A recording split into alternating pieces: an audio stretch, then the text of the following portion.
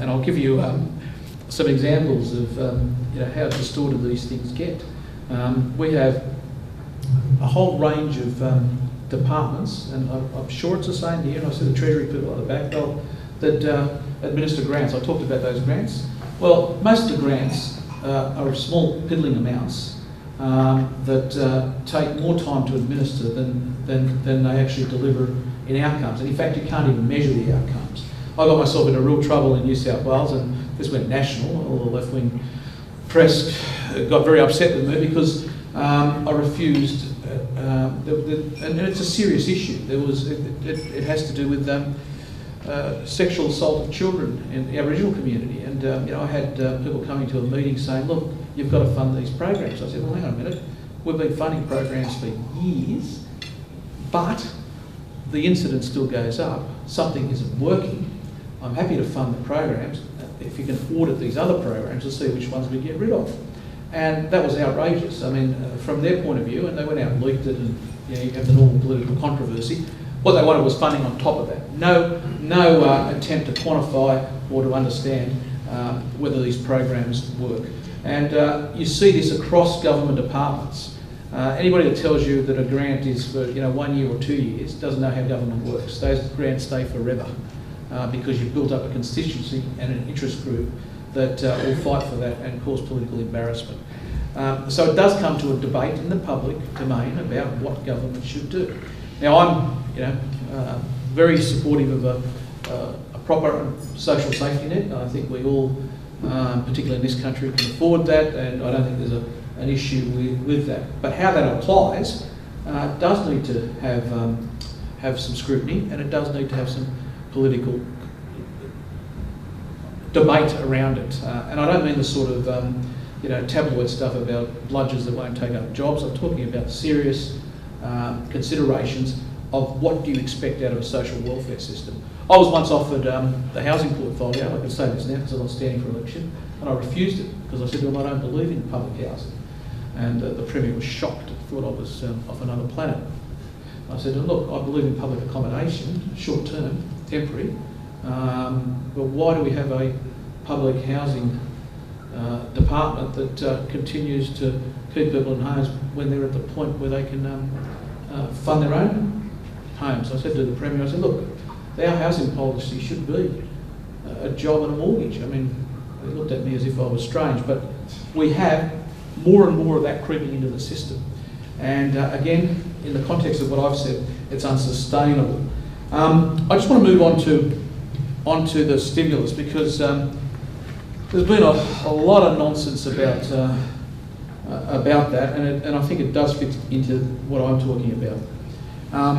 I've been very critical of what the federal government has done with fiscal stimulus. I think today's decision, the Reserve Bank, shows very clearly that they've got it wrong.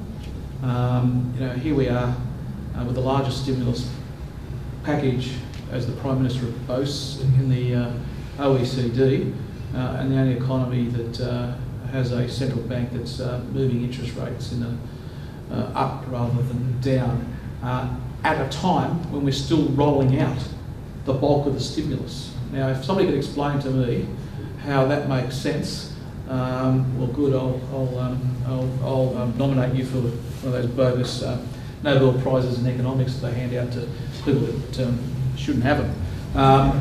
The reality is that they've got it wrong, and what's frightening about all this is that it's based on bogus forecasting. It's based on premises that are not sustainable. How can you argue that we've recovered and we're in fact entering into a boom period where our customers, remember what I'm talking about, our customers are Japan and China, Korea, those countries, but their customers are still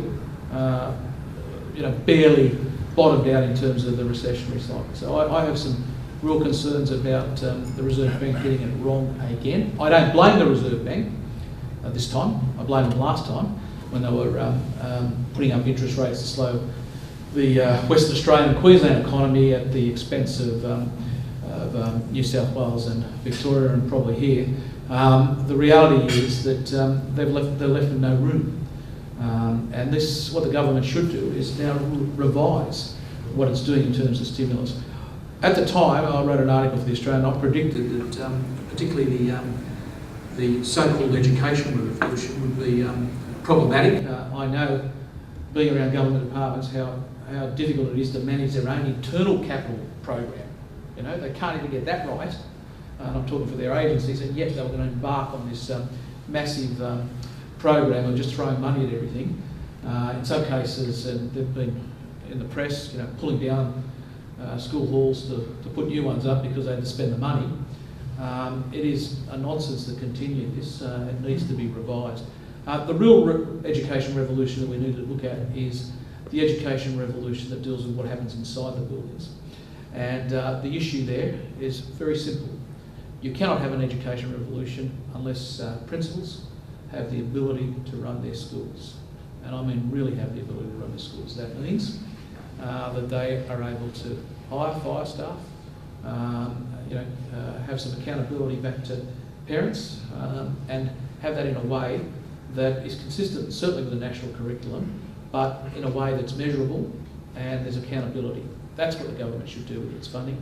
For the remaining funding on stimulus, it should put it to two things. One is a proper health database.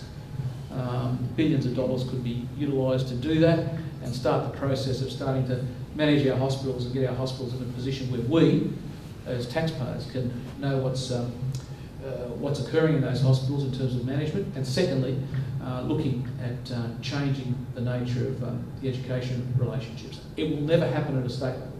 Why won't it happen? I know you've got a bit making up on at the moment, but why won't it happen at a state level?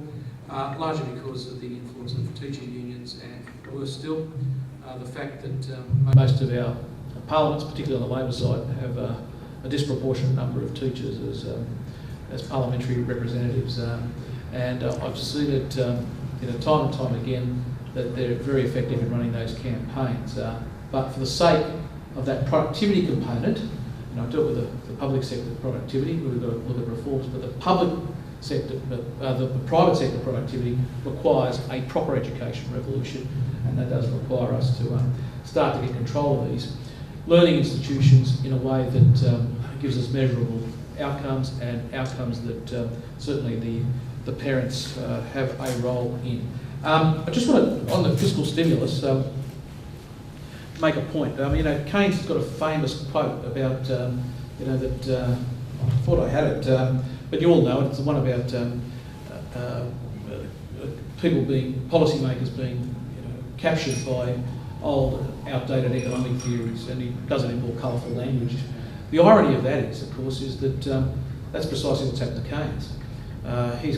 He represents an outdated policy framework that now has become captured policymakers in the short term, I hope.